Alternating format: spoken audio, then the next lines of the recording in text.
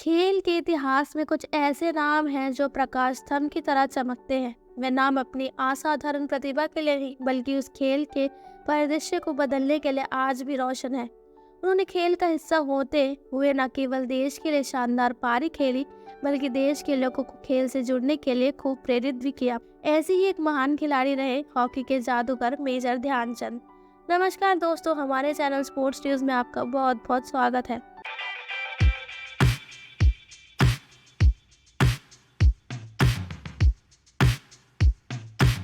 आज हम sports news में लेकर आए हैं ध्यानचंद, वो शख्स जिसने हॉकी को बनाया धन। लेकिन आज की वीडियो शुरू करने से पहले अगर आप हमारे यूट्यूब चैनल स्पोर्ट्स न्यूज पर नए हैं तो जल्दी जाके हमारे चैनल को सब्सक्राइब कीजिए ताकि आपको ऐसे ही लेटेस्ट स्पोर्ट्स अपडेट्स और स्टोरीज देखने को मिलती रहे।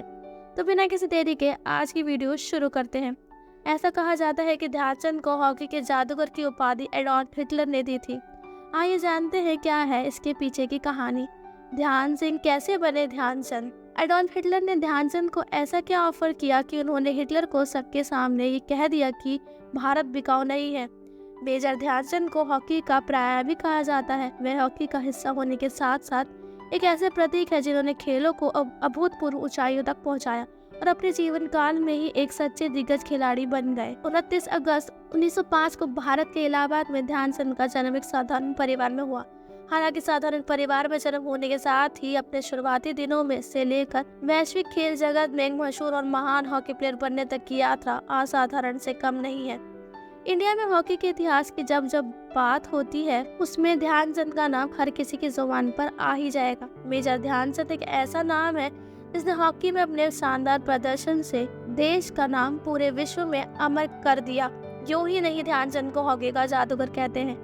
आप उनकी शख्सियत का अंदाजा इस बात से लगा सकते हो कि दुनिया के सबसे क्रूर तानाशाह हिटलर ने उनके खेल से प्रभावित होकर उसे मिलने की इच्छा जताई और अपने घर पर खाने के लिए बुलाया।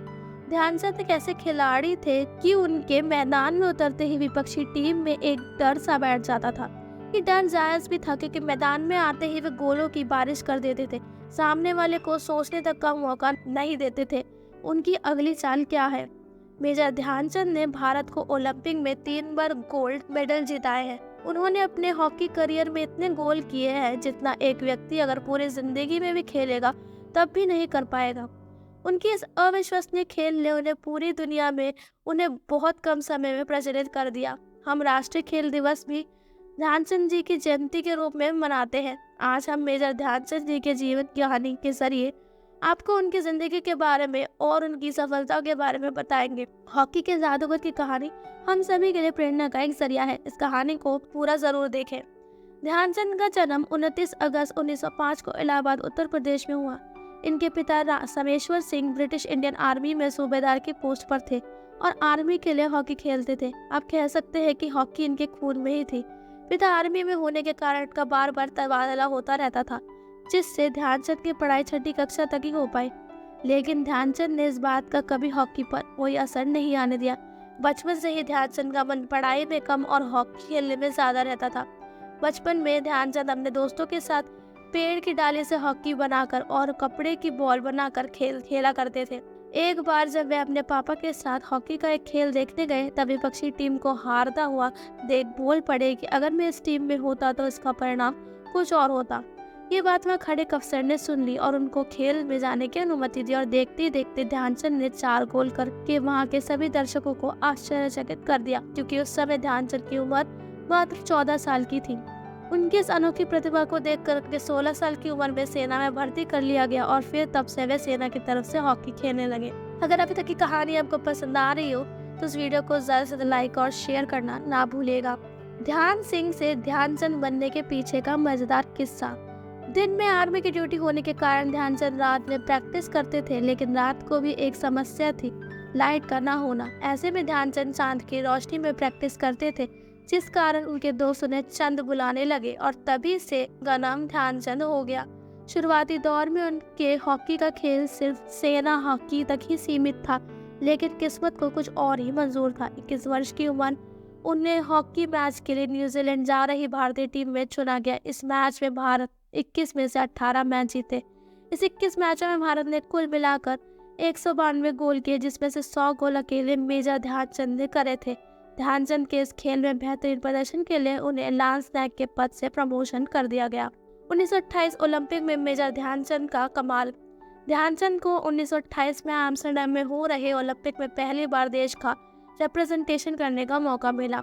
उस समय उनकी आयु मात्र 23 साल की थी। इस मैच में सबसे ज्यादा गोल करने वाले खिलाड़ी ध्यानचंद ही थे। उन्होंने भारतीय टीम द्वारा किए गए कुल 23 गोल में से 14 गोल किए और स्वर्ण हासिल किया। उसके बाद 1932 बर्लिन ओलंपिक में उन्हें भारतीय टीम का कप्तान बनाया गया। 15 अगस्त 1936 को मैच में भारत ने जर्मनी को 8-1 से हराकर गोल्ड मेडल पर कब्जा कर लिया। इस मैच को हजारों दर्शकों के अलावा तानाशाह हिटलर भी देख रहा था, तो ध्यानचंद के खेल से इतना प्रभावित हुआ कि ध्यानचंद को खाने पर बुलावा और उसे जर्मनी की तरफ से खेलने का निमंत्रण दिया, लेकिन ध्यानचंद ने साफ इनकार कर दिया। ध्यानचंद ने अपनी हॉकी जीवन के 22 साल में 400 से ज्यादा गोल किए, जो किसी भी खिलाड़ी के लिए करना बहुत मुश्किल था। उनके इस अद्भुत कारनामे के लिए उन्हें 1956 में भारत सरकार के तीसरे सर्वोच्च नागरिक सम्मान पद्म भूषण से सम्मानित किया गया। 29 अगस्त को ध्यानचंद जी के जन्मदिन को हम राष्ट्रीय खेल दिवस के रूप में मनाते हैं। कहते हैं कि उनके इस करिश्माई खेल को देखकर हॉलैंड में उनकी हॉकी को तोड़कर देखा गया कि कहीं उसने चुंबक चिपका तो नहीं रखा है, और जापान में भी उनकी हॉकी का लैब परीक्षण हुआ कि उन्होंने अपनी हॉकी में गेंद का उपयोग तो नहीं किया।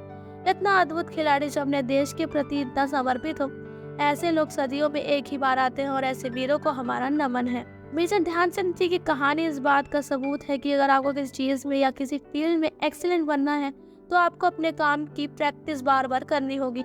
जो लोग स्पोर्ट्स खेलते हैं, किसी स्पोर्ट्स में दिलचस्पी रखते हैं, ये बात उनके लिए बहुत ही ज़्यादा इम्पोर्टेंट है कि आप हमेशा प्रैक्टिस करें। भले ही आप अपने खेल में कितने ही अच्छे क्यों ना हो, लेकिन प्रैक्टिस करना कभी ना छोड़े। और साथ ही ऐसा कई सारे काम होते हैं जिनमें हम तभी बेहतर बन पाते हैं जब उनकी प्रैक्टिस बार बार करते हैं।